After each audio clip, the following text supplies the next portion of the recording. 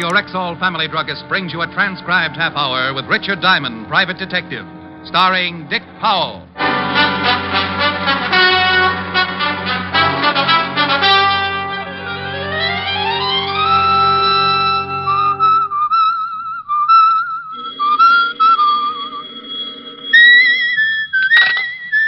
Just a moment. Diamond, pick up the receiver and speak to me, or I'll... Walt, is that your blood pressure I hear bubbling, or are you calling from Niagara Falls? What's the big idea keeping me waiting like that? Well, the big idea is that it's a beautiful day and I'm happy. When I'm happy, I whistle. And when I'm happy and whistling, I don't like to be interrupted. I'll remember that the next time you're unhappy and you ask a favor from me. You can whistle then, too. Oh, the great, big, important police lieutenant wants a favor from poor little old Richard Diamond. I want you to go to a funeral. Yours? No, it's mine. Say, I'll live to dance the Charleston on your grave, wise guy. No, they're burying Bigfoot Grafton this afternoon. How do you know? How do I know? How do I know what? That it's Bigfoot Grafton they're tucking in. The way it read in my paper, the Harbor Patrol fished out a guy presumed to be Bigfoot Grafton, boy racketeer. We're satisfied with the identification. Huh? Fingerprints? Fingerprints. Look, the body was in the Hudson River for nearly a week. Oh. Then tell me, what makes you so sure the guy they're putting in the ground today is Grafton? Look, Diamond, you're beginning to exasperate me. Will you or won't you go with us to Bigfoot Grafton's funeral this afternoon? Why me? Maybe you can show the boys how to dig the grave. Oh, Walt, that's silly. I don't know a grave from a hole in the ground. So why me? Because you once told me about a little business matter you had with some of Grafton's gang out west. And because some of those same hoods may attend the funeral. And because if any of them do, you'll recognize them. And I can point them out to you. Say, you are a detective. Otis and I'll pick you up in about an hour. Goodbye, Diamond. Goodbye, Bright Eyes. Come on, Billy. How many times have I got to tell you this is the only thing left to do? It's all wrong, Marge. I tell you, there's no need to call in a private eye. Well, hello, girls. Who are you? The name's on the door. You're Diamond?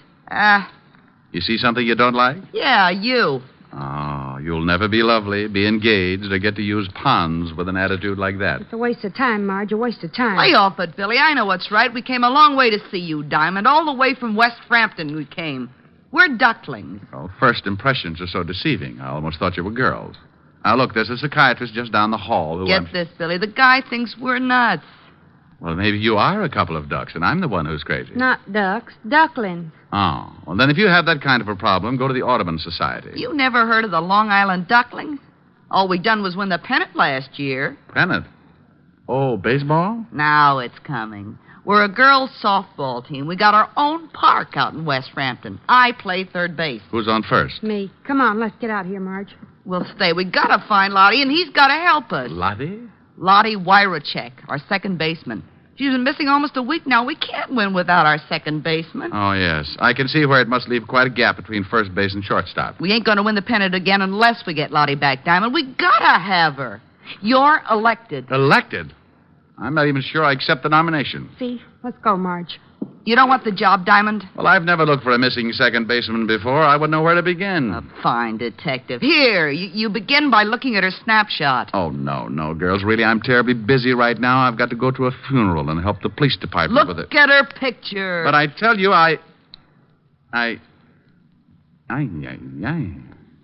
Don't tell me this is... Lottie Wyrachek. You mean a girl who looks like this wastes her nights playing second base? Yeah. Wastes, he says. Diamond, stop drooling. You take the job? Well, I'm tempted. Yes, I'm very tempted. Now let's get some answers first. Ask Billy. She's her roommate. All right. Now think back, Billy, to a day or so before she disappeared. She seemed worried about anything, nervous, upset. No. Why, she even hit 2 home runs the very last night she played. She did, huh? Oh. I wonder if... Oh, no, that isn't possible. The Dodgers do a lot of things, but they wouldn't kidnap people. You say she's been with the team 2 years? Yeah. Diamond, what sort of questions are these? Please, Lefty. It's my turn at bat. Now, Billy, what did she do before she became a second baseman? Who knows? You'll find her for us? For you? Oh, no. For me. They gave me a pass for the game that night with the Amagansett Amazons, informed me how to get out to West Frampton the quickest way as the E train flies, then exploded themselves out, leaving me with a snapshot of a second baseman who looked like Jane Russell, only more so. I wasn't able to dream too long because soon the door opened and I looked up to find the most beautiful gabardine suit I'd ever seen walking toward my desk on the frame of the ugliest hoodlum I'd ever seen. Hey, you Diamond? To some people. To others, I'm Mr. Diamond. Diamond. Mr. Diamond. The late Mr. Diamond. Yeah, that's the one I like the best. All right, parrot puss. Who's been eating your crackers? All right, comic. I'm just a boy with a message. Well, spill it. You had visitors, huh? Yeah? Yeah. A couple of overgrown tomatoes. A couple of tomatoes that look more like they belong to the Russian infantry than to the human race. Well, you're not very much to look at yourself, Ugly. Get on with the message. The message is lay off. Don't go looking for no missing girl. You don't wake up with no bullet holes where your eyes ought to be. Huh? That's the message. The whole message. No signature? You don't need no signature, friend. Goodbye, Mr. Diamond. Just a minute, Repulsive. Yeah? I want to tell you about the last side-of-the-mouth punk who brought me a message like this without a signature. Go on. Frighten me. Go on. Hey, just stand back there, Diamond. Don't come no closer. I'll let you... Don't reach into that pocket, punk. Oh, my arm. Now, let me get it for you. Al, a Luger. And almost as ugly as you are. We won't be needing it for this game. My arm. Oh, there's your arm. Now put it up with the other one, and I'll knock your head off. A few seconds later, when I picked myself up off the floor, I looked around for my spar mate, but he'd taken his arms and gone home, leaving me with an eye which for weeks to come would have me lying to people about walking into a door. Yeah, a door wearing gabardine.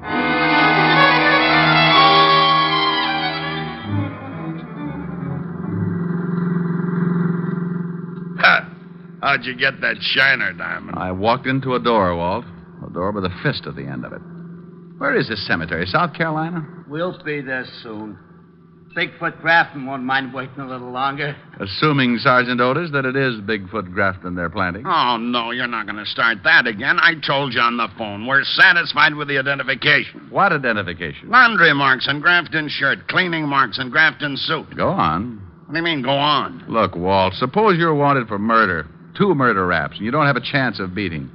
And suppose that next to the mailman with the income tax refunds, you're the most looked-for guy in the country. Yeah, I know what you're going to say, Diamond. You think maybe Grafton finds a sucker with his same general build, shoots him in the spine, changes clothes with him, and then dumps him in the big bathtub. That's right, Walt. Well, us silly, confused homicide cops figured that way, too, until we checked up on what gave Grafton his nickname. His nickname? Bigfoot. Yeah.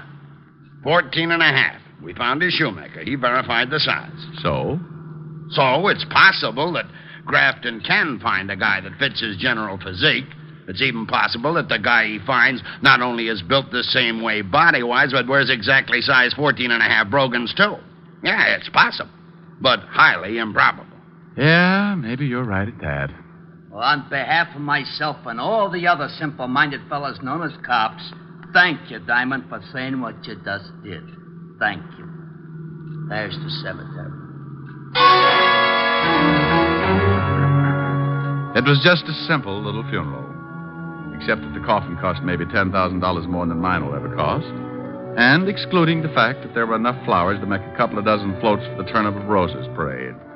Yes, it was just a simple little funeral with maybe 1,000 simple little mourners. Good conservative people, like safe blowers, burglars, con men, petty thieves, and some not so petty. Big wheels, little wheels, chiselers, grifters, grafters, gyp artists. Well, Diamond, you see anyone who used to run with Grafton's mob? No, not yet. Hey, look. Now, what's he doing here? Oh. The parrot nose in the stylish gabardine suit. I've been admiring that suit. Gabardine, huh?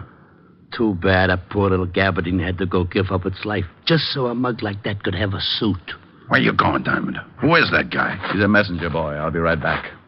I edged my way through the crowd toward him, hoping that in view of the solemnity of the occasion, none of the pickpockets among the mourners would make use of the opportunity to swipe my suspenders. 5 yards away, he turned.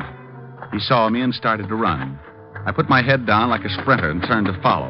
There's nothing like a merry chase in a merry place like a cemetery. And just when I thought I had him... Diamond, what are you doing running into tombstones? Oh, well, I suddenly remembered it's been years since I had a collision with a tombstone. Oh, what were you chasing that guy with a fancy suit for? I wanted to find out who his tailor is. Look, Otis got a good look at that twerp I was chasing. Tell him to go through Rogue's Gallery and try to identify him for me, huh? Yeah, but where are you going? Me? No, I think I'll go to a ball game. It was a good game as games go, fast and exciting, and my girls did themselves proud. 8-3. Even though the girl who was playing second in place of the missing Lottie made 3 errors. After the game, I was in the corridor outside the dressing room talking to Billy, the first baseman. The one who didn't think I should have been hired to bird dog the missing girl. Look, Diamond, this is all for nothing. Lottie ain't missing. We never called on you. There's no case. Now, that's the same tune with a slightly different lyric and ugly in a gabardine suit sang to me. It's a good thing I'm stubborn. It's a bad thing, Diamond, for you. It's going to maybe cost you your life. No. No! Don't! It happened that fast. By the time I turned around to see who did the shooting, he had disappeared in the crowd. Dirty heel. Diamond, what happened? I heard shooting. Stand back, everybody. Send for a doctor. Rotten heel. I was on his team. Who, Billy? Who? I told him Marge called on you to find Lottie. Who, dear? They'll kill Lottie. They'll kill Lottie. Billy. Billy. Diamond. Is she? If anyone asks you who's on first, the answer is no one.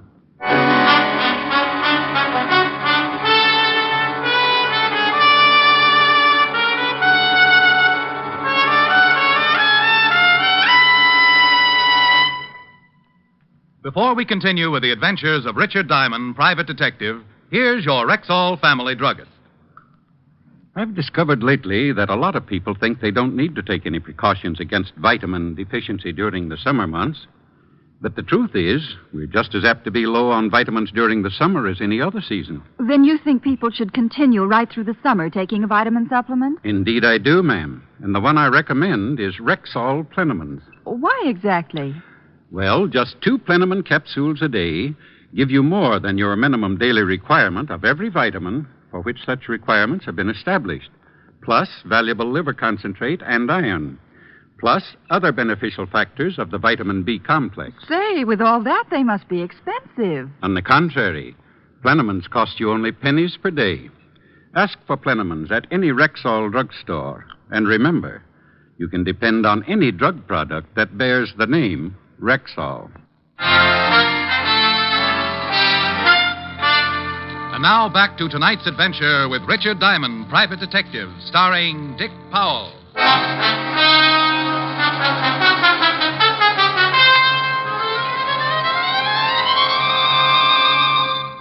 Diamond, this department isn't in operation so that you can find girls. I don't care how she looks in her baseball uniform. Oh, but this is business, Walt.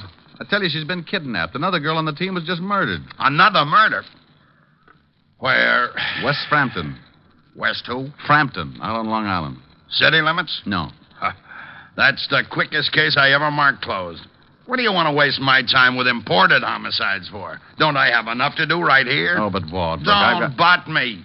They've been knocking each other off like flies this week. We're so jammed up, I got 3 stiffs that don't even have a place to lie down. 4, if you include Otis. Oh, just for that, wise guy, I ain't talking. Oh, if I could only be sure of that. I mean, I ain't talking about the guy you played tag with in the cemetery. I found him in the picture book, all right, Diamond. It took me 2 hours. And just for making cracks at me, I ain't telling you his name. Whose name? Joe Gabardine's, that's whose. And I ain't telling you what else I found out about him in the picture book either. Why not? Because you think you're smarter than the whole police department put together. That's why not. Oh. And so if I go spill to you that this Joe Gabardine used to work as a gunsel for the late Bigfoot Grafton, you're going to right away say Bigfoot Grafton ain't dead after all, and that I'm a dope. Walt, you hear that? The guy that threatened me if I went looking for Lottie Warachek, this Joe Gabardine, is one of Grafton's boys. Say, who told you? Was one of Grafton's boys. Grafton's dead. No, but maybe not.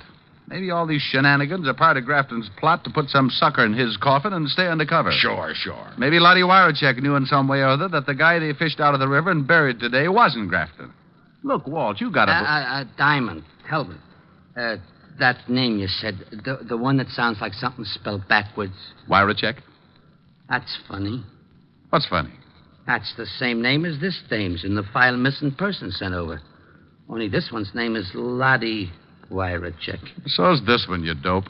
You mean there's two dames with a name like that? Yeah, just like there are two heads on a sergeant named Otis Loveloon. Now, listen here. Who reported her missing? Just for being a fresh guy, I ain't gonna tell you. You ain't gonna tell him what? That it says here on the file card that this doctor reported her missing. Who said anything about a doctor? Huh? You sick, Otis? You need a doctor? I ain't sick. Besides, he ain't that kind of doctor. He's a dentist. Who's a dentist? This Dr. Alman. Dr. Percy Alman. 223 Park Avenue. So? What do you mean, so? What about him? What do you mean? What about him? Well, you brought him into the conversation. Dr. Percy Alman. You said 223 Park Avenue.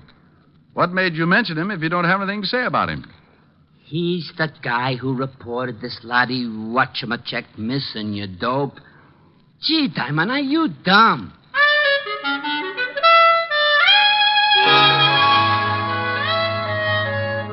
Dr. Percy Alman's home for decrepit teeth at 223 Park Avenue was a fancy schmancy establishment where bad little molars and bicuspids went in for punishment. I could tell even before I met Alman that he was the kind of drill artist who assured the customers there'd be no pain. No pain at all, and there usually wasn't.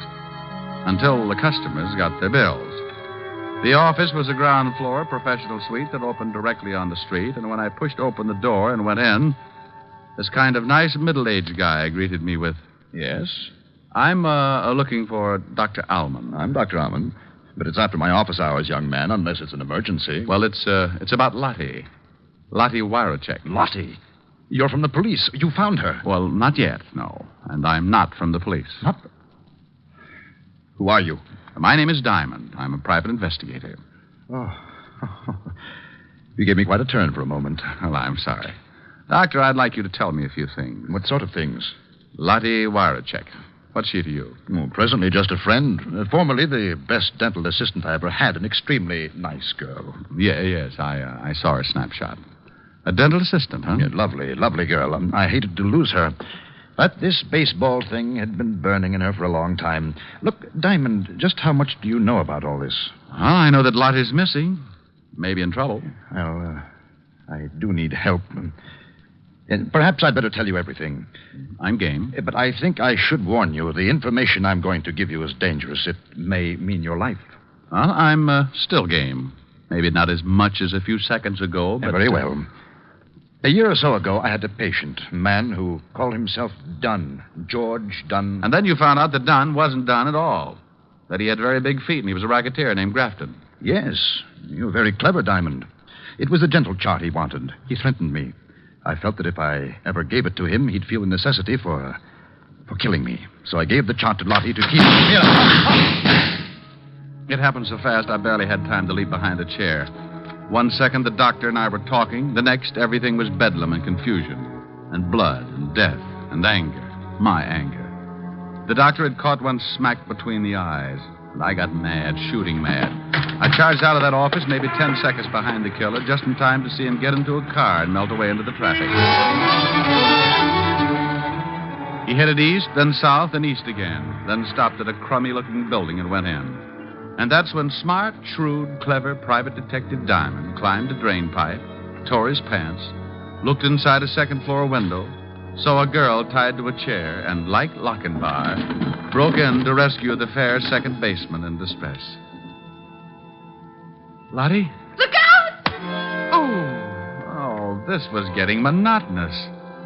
The billy caught me on the back of the neck, and while it didn't knock me out, it didn't make me feel like dancing either. The first thing I was aware of when I oriented myself to my new condition was the biggest pair of feet I'd ever seen. And the next thing I saw was the gabardine suit containing in its bright, clean folds the filthiest little murder artist I'd ever seen. So I made like a possum and pretended I was asleep. Say, Grafton, I told you the shamus followed me. I want him. He's all yours, Joe, I promise, but later. Why later? Why wait? Because I gotta get that dental chart, that's why. Now that you've rubbed off the dentist and that goofy Billy the ball player, that chart's the only thing in the world that can prove Bigfoot Grafton's still alive. So why does that have to hold up Diamond's execution? Because maybe he knows where the dental chart's hid. I'm giving up on the dame here. She'd have told us long ago if she knew. If Diamond knows, he'll talk. Even if he don't know, he'll talk. And scream, too. Later, Joe. And put that pig sticker back in your pocket. I don't hear you, Grafton. This Diamond made me unhappy, and I don't like to wait. I said put that knife away, Joe. I still don't hear you. All right, Joe. I knew this was the only chance I'd get. They were too busy showing each other their fangs to give me their undivided attention. And so the possum stopped playing possum and made a stab at playing tiger. The act started with a well-aimed kick to what the fight reporters call the midsection. And the gabardine suit folded limply and sagged to the floor like it didn't even have a man inside it. And that's when Grafton pulled the gun, and that's when I made a grab for his knees. And you guessed it, there was a shot. And then there was a punch that made a mess out of a jawbone. And I'm happy to report that this time it wasn't mine. Oh, you're wonderful. What's your name? Well, honey, my name's Diamond. Diamond? Yes, dear, and believe me, a diamond is a girl's best friend.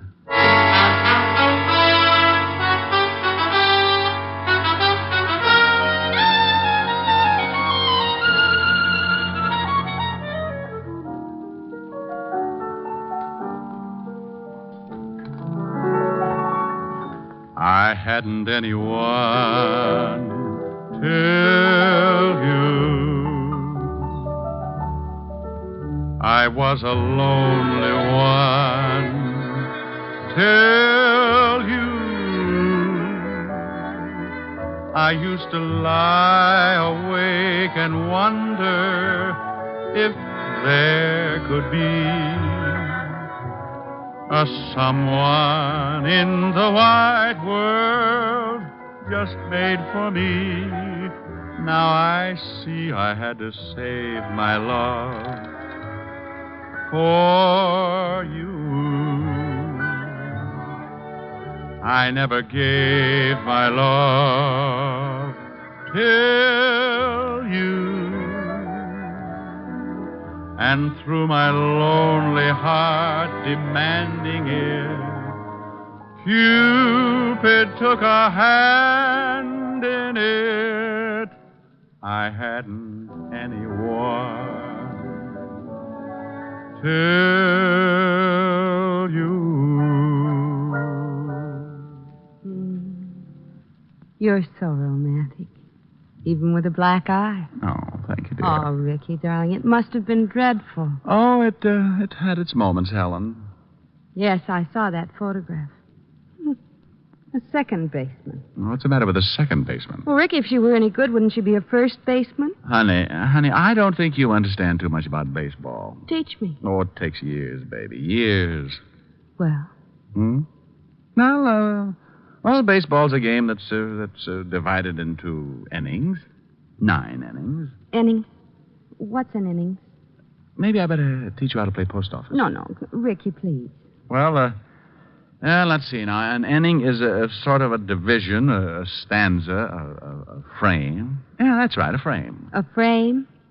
An inning's a frame? Hey, you're digging it. No, I'm not, Ricky, not really. Maybe we'd better forget it. All right. An inning is a frame. That's right, dear. An inning is a frame. Ricky, was she nice? Lottie? Mm-hmm. Well, I'll say this for her. She sure had a beautiful inning.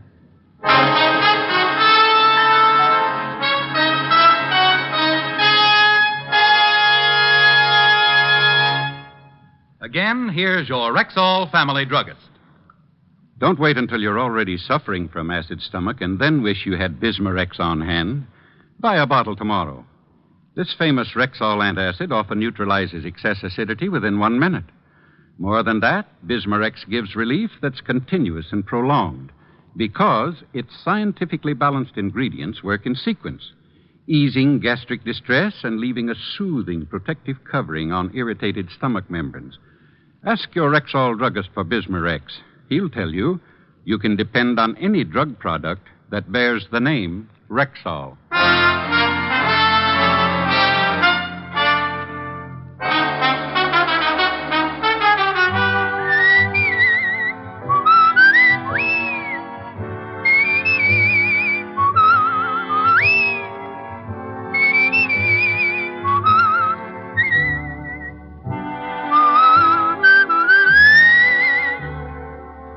Richard Diamond, Private Detective, stars Dick Powell in the title role and is written by Michael Camroy with music composed and conducted by Frank Worth.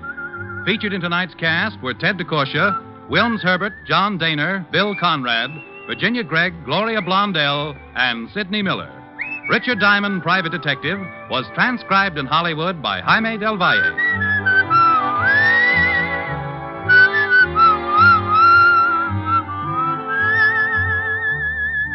This is Bill Foreman inviting you to be with us next Wednesday at this time when we will again bring you Dick Powell as Richard Diamond, Private Detective.